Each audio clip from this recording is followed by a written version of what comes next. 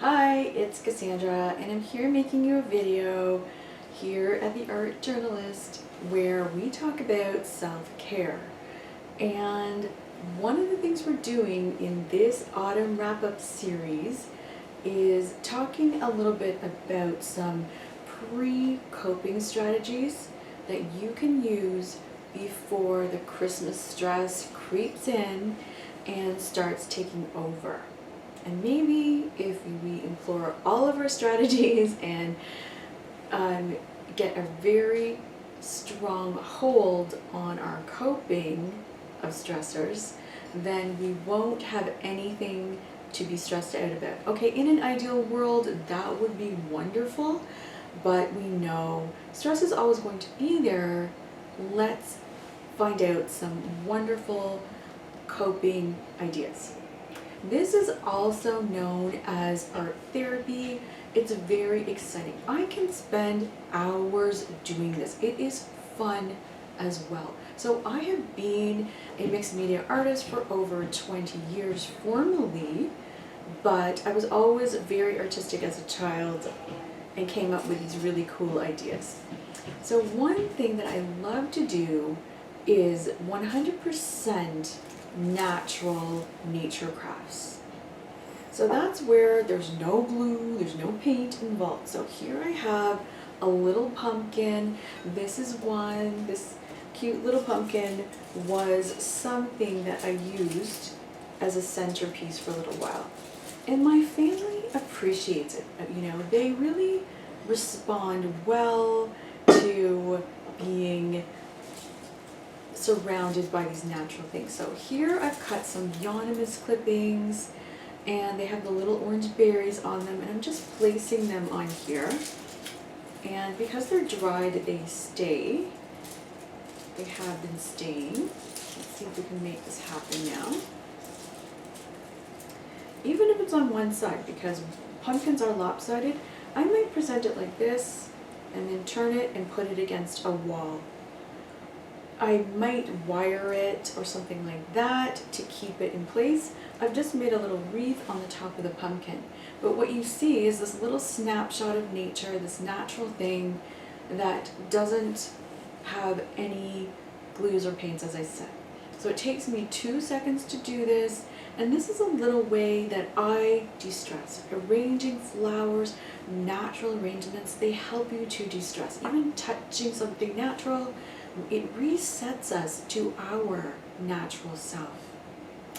Can't emphasize enough how good this one is for your home, for your family, for yourself, for your own self-care. I'm going to move this over here. So another thing we did was, with my daughter, some painted pumpkins. These ones start with a base coat, and they are cream to begin with. So some people have never seen a cream pumpkin. I did take this to a workshop recently, and someone said, "Can I eat this?" And I said, "Definitely not." Okay, cream pumpkins are usually, check the labeling, non-edible. Okay, so check, because you might find the one that's edible, but you might find one that's not, and better for you not to eat one that is edible. So we here at the Art Journalist, we love everything cream. Everything in this room is pretty much cream, as much as I can make that possible. So this one is already starting to go bad at the bottom. They will decay. They're not plastic. They are an object of nature, but they're not meant for human consumption. So it's okay to paint them. We're not going to eat them anyway. And so what we started with was a base coat, and then we let that dry, and then we dry brushed on a lighter color of cream or white, and you get this lovely effect. And you also get to see the intricacies of the pumpkin in a different way. So I might I think I will post some pictures of these ones, because I don't know if the camera can capture, being so far away, how lovely they are. So I've made a little arrangement with some natural and some painted here, and just putting them together, creating a foundation. And I just have this on a cake plate a lovely little pastel centerpiece. So this is a very calming one too, with the soft colors. A little bit of dark for contrast. Another thing to do is harvest. Okay, so the whole idea of the autumn wrap-up series is autumn harvest. And autumn harvest is a lot about walking through my rooms, walking through nature sometimes, collecting leaves.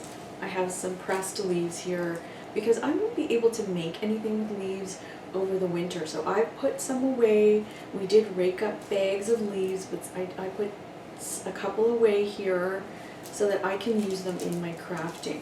And this is just a paper towel, and I had put a glass cutting board on top of it to quickly press that. Now that's ready to be stored away in a sealed baggie so no little buggies can get in or out.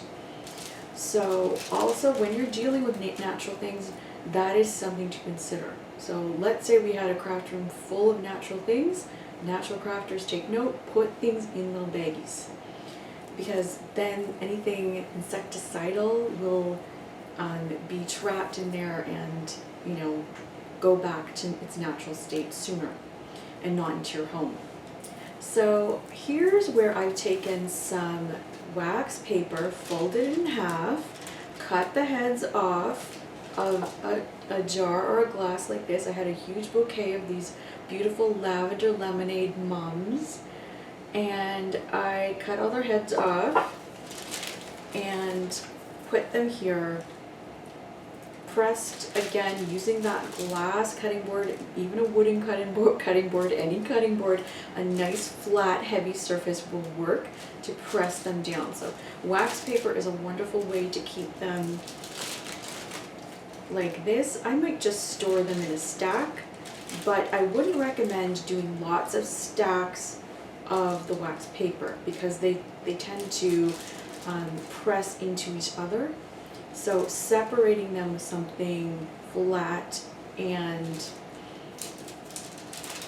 very, very flat, that's the best description I can think of, is the best way to do that. So I love sharing these little crafty ideas. I'm going to store these away, probably in a pile in my studio. I'm not going to get too into putting them into other containers. That being said, I just said that I might do that. The best idea is to put them in baggies, but if you're going to use them right away, then put them in your studio in a pile like that. That is okay, but if you're storing them over the winter, put them in baggies, put them in totes, in a craft tote, seal it. That is the best idea. So this is very easy. We can just remove the stem. You need scissors to do this, and you'll have a bunch of these things. You can leave the stem on like this and press. That's really pretty too. There are so many uses for the flowers. You can use them in your crafting. You can use them in soaps. You can put them in handmade paper. Beautiful, beautiful ideas. Endless ideas, but the idea is harvesting, so we don't have to buy extra materials. This is adding a natural element to our crafting, art therapy, creativity therapy practice. So another thing I might find around my home is lots of carnations. I have lots of carnations. So here's where I've had before and here's after.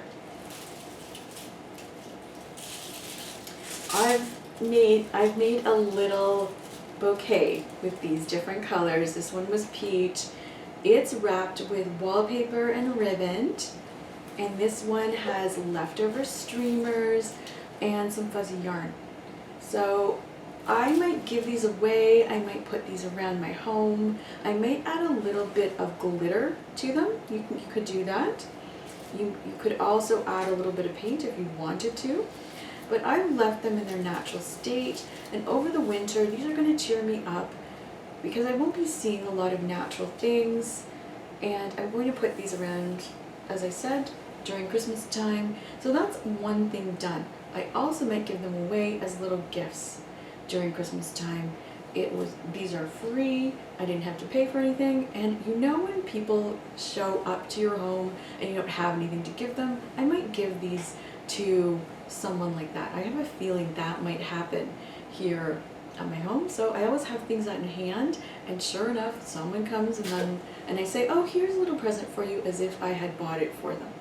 So using a little bit of intuition, pre-thought, pre-planning, that is a great idea for creating those things, and just having them on hand and saying, oh, here you go, and I know I have lots more coming. So this is just a great way to harvest and process and create your home in a natural, creative way.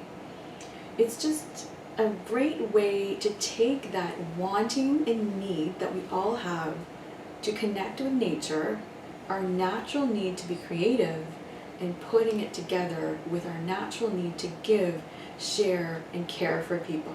So that's really the basis and foundation of all of these ideas. That's where we're coming from here. That's where I am coming from here at The Art Journalist, with the idea of self-care. So taking care of the self so that you can then be creative, you can create a beautiful home, and you can also take care of other people.